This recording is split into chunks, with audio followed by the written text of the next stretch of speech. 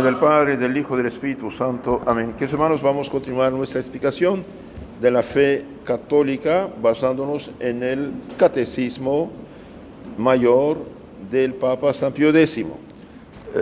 No es que el Papa inventa esto, el Papa promulga, esta es la fe católica sintetizada en preguntas y respuestas. Entonces, número 15 de este catecismo, ¿cuál es la primera parte de la doctrina cristiana? Bien, la primera parte de la doctrina cristiana es el símbolo de los apóstoles, llamado vulgarmente y popularmente el credo. ¿Por qué se dice credo? La palabra credo viene del latín, significa yo creo, es el verbo. Credo, credis, credit, credimus, credis, credit. ¿Sí? Bien, la palabra credo viene del latín, yo creo, así empieza, y se hizo un sustantivo en los idiomas cristianos. El credo en francés, en italiano, en español. Bien, entonces el credo es la primera parte de la doctrina cristiana. ¿Por qué la doctrina cristiana empieza con el credo? ¿Y por qué es el fundamento? ¿De dónde sacan los mandamientos su fortaleza? Del credo. ¿Sí? ¿De dónde sacan los sacramentos su eficacia santificadora? Del credo. Jesucristo, nuestro Señor, que dio su vida por la cruz por nosotros. Bien. ¿Por qué llamáis el credo símbolo de los apóstoles? Llamo el credo símbolo de los apóstoles porque es un compendio, ese es un resumen de las verdades de fe enseñadas por los apóstoles.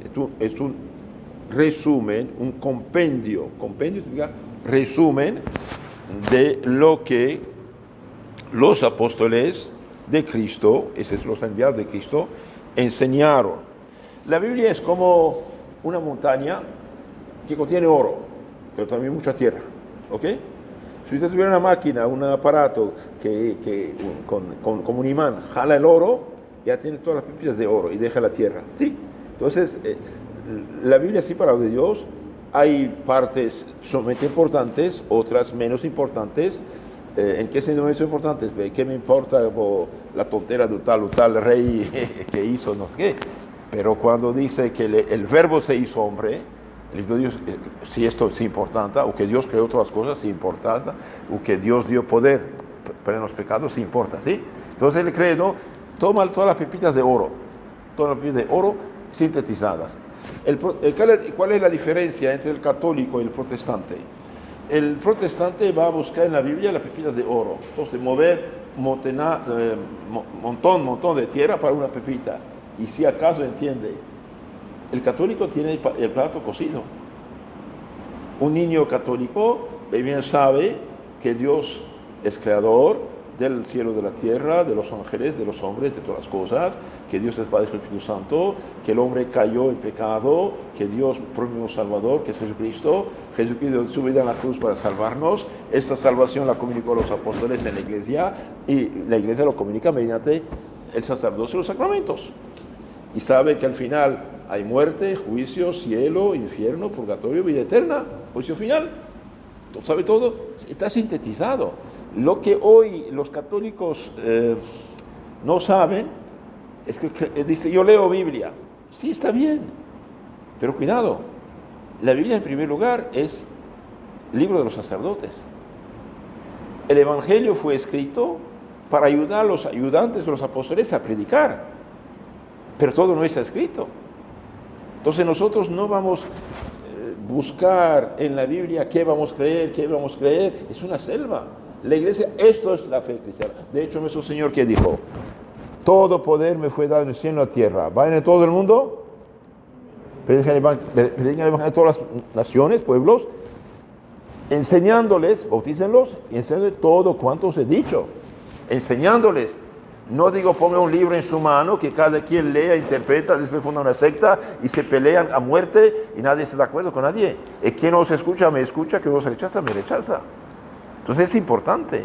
Entonces, todo lo importante de la Biblia acerca de la fe, de la moral, de la santificación, de la oración, bien está sintetizado en ese librito. Una vez que cualquier cristiano, adulto, chico, grande, conoce estas verdades ya bien cocidas, presentadas, cuando lee o escucha la palabra de Dios, no se equivoca, no va a interpretar a su modo, no va a fundar una secta.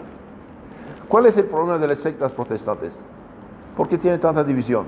Y porque cada quien lee un libro mudo y se hace el maestro, supuestamente el Espíritu Santo, que no tiene nada que ver, ¿eh?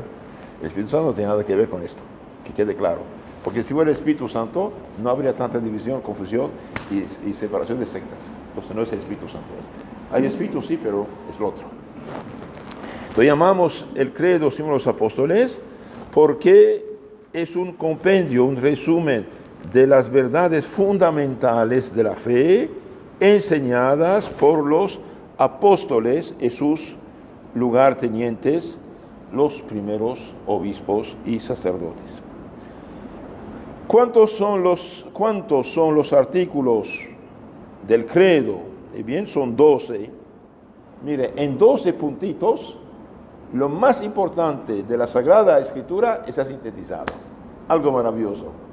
Y cada una de estas partes, de esos artículos, bien, está sacado la Sagrada Escritura. No es que vamos a inventarlo. ¿Qué dice?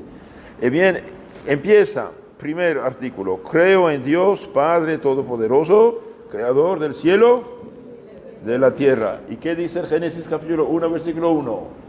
Al inicio Dios creó cielo y tierra. Creo en Dios, Padre, Creador del cielo y de la tierra. Entonces, directamente empieza con lo que dice la Sagrada Escritura. Creo en Dios, Creador. Creo en Jesucristo, su único Hijo, nuestro Señor.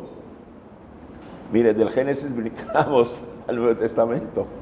Creo en Jesucristo, su único nuestro Señor, que fue concebido por obra y gracia del Espíritu Santo, nació de Santa María Virgen, padeció bajo el poder de Poncio Pilato, fue crucificado, muerto y sepultado.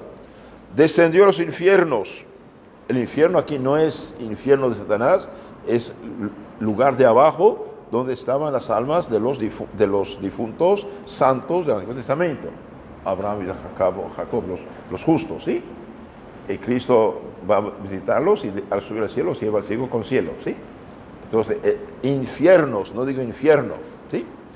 Creo que, si seguimos, bajo los infiernos, al tercer día resucitó de los muertos, este es el Evangelio, ¿no? Subió a los cielos, está sentado a la diestra de Dios Padre Todopoderoso, desde ahí juzgar vivos a los muertos. Creo en el Espíritu Santo, la Santa Iglesia Católica, la comunión de los santos, de los pecados, el de la carne, la vida eterna. Amén. Entonces, hermanos, todos y cada uno de los artículos es el Evangelio. Ahora, ¿qué hace el Papa? Va a explicar uno por uno estos artículos. Bien, primero empezamos. Credo. Creo en Dios Padre Todopoderoso. Yo credo en latín. ¿Qué significa credo? Bien, pregunta 19. La palabra credo o creo, yo creo, quiere decir tengo por certísimo todo lo que en estos 12 artículos se contiene. Creo, estoy totalmente convencido, es totalmente seguro que todo lo que en estos 12 artículos se contiene, y lo creo con más firmeza que si lo viera con mis ojos. ¿Por qué? Y porque Dios, que ni puede engañarse ni engañarnos, lo ha revelado a la Santa Iglesia Católica y por medio de ella nos lo revela también a nosotros. Explicamos un poco esto. Entonces, la palabra credo aquí es muy importante. Yo tengo por certísimo todo lo que está en estos 12 puntos, lo creo como si viera con mis ojos. ¿Por qué? Y porque Dios, que no puede ni engañarse ni engañarnos, lo ha revelado ¿a quién? A la Iglesia en la persona de los 12 apóstoles. ¿Y los apóstoles a quién confiaron esto? A sus primeros sucesores, los primeros obispos, Tito, Timoteo, Clemente, Silas y otros que están en las cartas o hechos, ¿sí? Entonces es importante esto, no es cualquier cosa. Los apóstoles recibieron de Cristo esta enseñanza y ellos lo comunicaron a los primeros obispos y sacerdotes. Ahora, ¿qué pasó después? Bien, pasó esto. Hubo gente traidora, nefasta, que quiso cambiar, modificar, falsificar, bajo el fuego del demonio. Pero Dios es más inteligente. Consideró a los apóstoles, sus primeros sucesores, los primeros obispos, como guardianes de la fe. ¿Qué dice San Pablo a Timoteo, obispo? Bien, Timoteo dice, guarde el depósito. Cuando termina su carta a Timoteo, termina, capítulo 6, al final. Última frase. Timoteo, guarda el depósito. Cuídalo, defiéndalo, cuidado. Eres un guardián. ¿Para qué sirve un guardián? Para defender. Sí, guarde. Te deja en tal lugar para que tape la boca a los que hablan lo que no conviene. No imponga la mano a la cabeza, no lo haga saber de cualquiera, a la ligera. Cuidado. ¿Sí? Entonces aquí los apóstoles sí comunicaron estas verdades a hombres aptos y seguros. Según Timoteo 2:2, ¿qué dice? Timoteo, obispo, lo que oíste de mí, lo que te he enseñado, comunícalo a hombres fieles, aptos de comunicar a otros. Entonces no es que leo, después interpreto, después... No. Desde que Cristo habló y los apóstoles hablaron, no dependemos de un texto mudo. Dependemos de hombres vivientes. Cuando un niño nace, crece, ¿qué le dicen? Cuando empieza un poco a moverse, a hablar, tu papá, tu mamá, tu abuelo, tu tío, tu tía, tu No es que a los 20 años de quién es mi padre. O voy a consultar un libro para ver qué. No. Aunque no tuviéramos evangelio escrito, hay comunicación de hombre a hombre encargado, a los apóstoles y sus lugartenientes, que comunican esta fe. No dependemos del texto escrito. Sí tenemos el texto escrito. Ahora este texto escrito es una ayuda, sí, pero explicado oralmente antes de ser escrito. Por ejemplo, cuando dice, ese es mi cuerpo, esa es mi sangre, ve ahí centenares de explicaciones protestantes diferentes, pero pregunten a la gente. ¿Quién puede explicarte mejor la historia de tu familia? ¿Usted mismo y tus padres? ¿O el vecino o el extranjero? ¿Tu familia? Desde que empezó la iglesia, este es mi cuerpo, esta es mi sangre, punto. Entonces, Dios no puede equivocarse. ¿Por qué no puede equivocarse Dios? Porque Dios, por esencia, es la verdad, es la realidad. Nosotros podemos equivocarnos por nuestra miseria humana, ¿no? Cabeza limitada, pero Dios no. Entonces, Dios es la verdad en sí misma. Por eso detesta la mentira, que es no ser.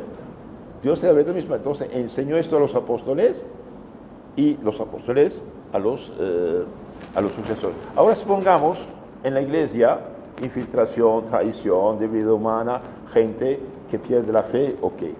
¿Qué pasa? Bien, cuando alguien empieza a modificar la fe o tergiversar la fe, bien siempre Dios levanta unos valientes santos, obispo, sacerdote, y el pueblo cristiano dice, esto no es católico. Aunque el hereje tenga mitra y báculo y sea autoridad en la iglesia, bien, no, esto no es católico, punto. Por ejemplo, si alguien te dice que María no es madre de Dios, ¿qué dices? Pero espere. Es como si alguien dijera, esta es la de tu madre. Yo siempre escuché esto, no puede ser otra cosa. Y hace 2000 años esto se hace. De hecho, cuando el arzobispo Nestorios, en los años 430 por ahí, dijo María no es madre de Dios, un abogado católico se dijo, mentira, se levantó en la iglesia. Mentira, herejía de que lo estás diciendo. Bien, entonces Dios no puede equivocarse ni engañarnos, ¿ok? Comunicó esto a los apóstoles, ¿ok? Y los apóstoles comunicaron a su iglesia. Y esto lo vemos, por ejemplo, Hebreos sí, 6:18, etcétera, etcétera.